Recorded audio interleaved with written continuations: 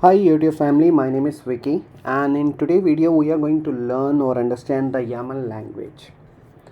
So if we go with the definition of the YAML, what exactly the full form of the YAML, that is yet another markup language. Why we need to understand the YAML? Because YAML is something which we are going to use with Ansible, Kubernetes, CloudFormation, and the series which I am going to create on the CloudFormation. So we need to understand the YAML format first in order to work with the CloudFormation. Otherwise, it would be very difficult to understand the code and everything. So let me show you one of the code so that you will understand. So here is the CloudFormation code to create a VPC.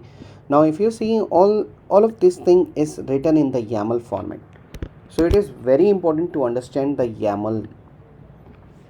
YAML is one of the popular programming language and it is also a human readable. Believe me, it is very easy to understand. Let's see what all we are going to cover in this. So we are going to understand the YAML key value pairs. After that we are going to understand what exactly the YAML list is.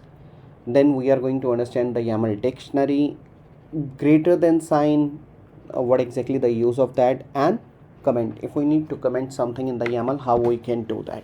So let's start with the YAML key value pair. Now whenever we talk about the key value pair, so that is, if you look at this example, here we have the name colon, then we have the space, and then Vicky. So name is equal to key and Vicky is equal to value. We need to provide the space after the colon. That is very important in YAML. If we are not going to provide the space, let's suppose name colon Vicky, there is no space in between, what will happen? It is going to give me a configuration error or null error. It is going to give me. So it is very important, whenever we are going to define the key value pair in YAML, we always have to write something like name colon then space Vicky. So this is the key value pair. Again, the key here is name and the value here is Vicky. Okay. Now the key value pair also contain the integer values. So integer value is something like the number 1 2 3 4 5 6, something like that. But again it will go with the same formula. Like here we have the example age, then we have the colon, and then we have the space. So it is very important, we need to give the space in the YAML. Then we have the floating number as well. So it is also YAML also supporting the floating number. Again same formula apply here, we need to give the space after the column. Then we have the string. Now string is something which we can give without quotes, with single quote, or with double quotes. Generally we will go with the double or the single quotes when we have to give some special characters like bracket, pipe symbol, semicolon, something like, or braces. Whenever we need to provide that thing in our value, then we need to go with the single or the double quote. Otherwise we can go without giving the code as well. So that is totally up to us how we can write a string. We can write it in a double quote, we are going to write it in a single quote, or we are going to write it without quotes as well. But again, if we need to use any of the special character in the value in the string, then we need to go with the double or the single quote. That is very important. YAML also support the boolean value, that is true or false, and it also support the null values. Now what exactly the use of the null value here, it's very difficult for me to explain right now. Once we are going to work with the CloudFormation code, like let's suppose we are creating a VPC, there we are going to use the null values, and there I will explain you what exactly the use of the null value. But YAML also support the null value as well. Now let's go to the YAML list. Here is the list. So if you see, YAML lists are indented with opening dash, so it is always start with the dash, then we have the space, and then the name. So if you look at the person, there we have the person, then we have the colon, and in the next line we have two spaces, then we have a dash, then again space, and then we have the name. Now here this is very important, we need to give the equal spaces while starting this dash. Let's suppose Here in persons we have the Vicky. Under that we have the Sam. In the equal spaces I have given it in the start. If I'm not going to give the equal spaces, let's suppose Sam start from V, then what will happen? It is going to be a child object of Vicky. So that is something important to understand here. Okay, now here in the persons we have the Vicky, Sam, Kapil. So these are the separate identities. So in the persons we have three lists, right? Vicky, Sam and Kapil. Now let's suppose I need to give any of the child objects. So what I can do is I can start the dash after 4 spaces. Right now this dash are started after 2 spaces. So if I need to create any of the child object, I need to start from the 4 spaces. Let me talk more about the YAML list. So YAML lists are of two types. One is the block sequence and other is the flow sequence. Block sequence is something which we are going to use a lot. But we do have a flow sequence as well, where we can write it in a different way. See, in the block sequence, how we are writing the thing. So we are writing after 2 spaces, then we have the dash and then we have the space and then we have the list, right?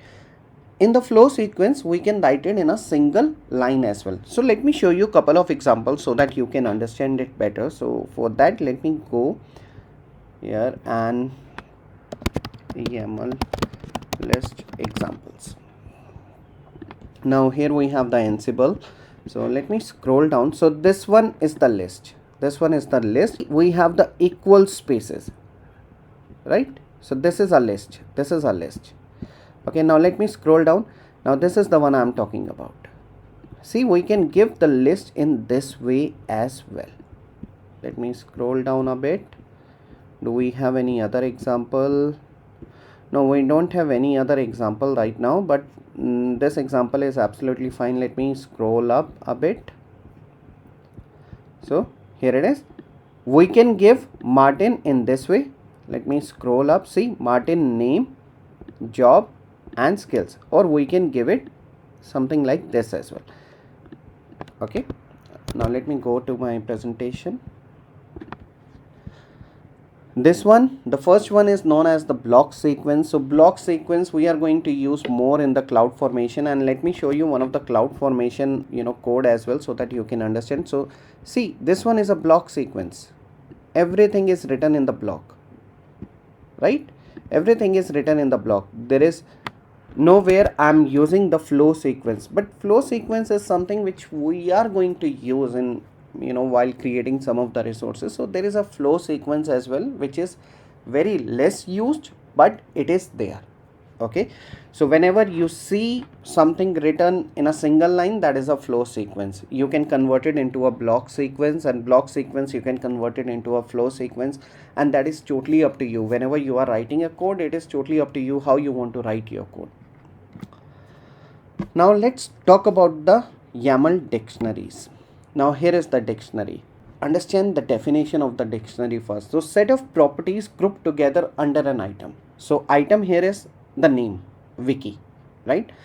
Under that we have the properties of the Vicky, like the name, job and skills. Likewise, we have one more user with the name Kapil, and under that we have the name, jobs and skills. So this is how we can write it in the dictionary format. So let me show you one of the codes so that you can understand it better. Do we have any dictionary here? Yes, we have one dictionary, not this one. Okay.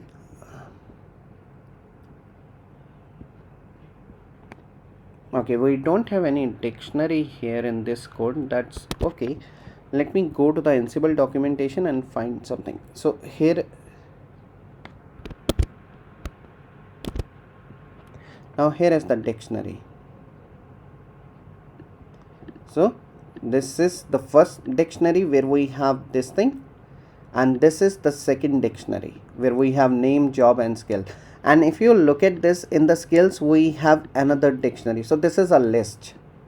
Okay, so in the dictionary we have the list as well. So don't get confused, it's very easy. This one is a dictionary. Okay, this one is dictionary, the Wiki, and then we have the properties. And it might be a possibility that we have the sub properties as well, that is called dictionary list. So if I go to the next, see here, dictionary also contain list. So if you see here in the skills, earlier we have skill only one property, right? But here we have three properties in the skills. So that is something a list. We have the dictionary. What exactly the dictionary? Wiki is the dictionary. Then we have the properties like name, job, skills. Further, we have the sub properties, and those properties are called as list. We can create the child object as well. Let's suppose in the Python we have some different languages. So what we can do is we can give two spaces and then we can write that thing. So it will become the child object inside the Python. We can write it this in a flow sequence like this, if we need to write the list in a flow sequence, or we can write it in the block sequence, totally up to us. Okay, now the greater than symbol. Greater than symbol, just understand in the layman term, sometimes we need to add multiple lines. So what we can do is we can start with the greater than symbol. Now if we are going to start it with the greater than symbol, then what will happen, it is going to understand it as a single block or as a single line. Most of the time, you will see the greater than symbol in the description only, where we need to provide multiple lines, and we want that multiple lines should be treated as a single line. So there we can use the greater than symbol. We have other options as well. Let me go to my code. Okay, here we don't have, but we can give something like this as well.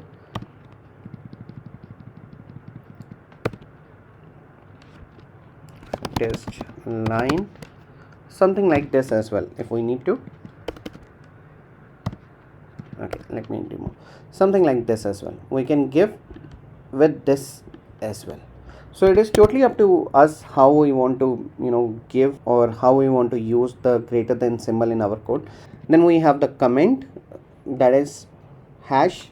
We can go with the hash if we need to comment something. Like if I go to my code, Visual Studio, like this, now it is going to ignore this value. Whatever the value I am going to write after the hash, it is going to ignore that value. Here it is going to ignore this value, it is going to ignore this value.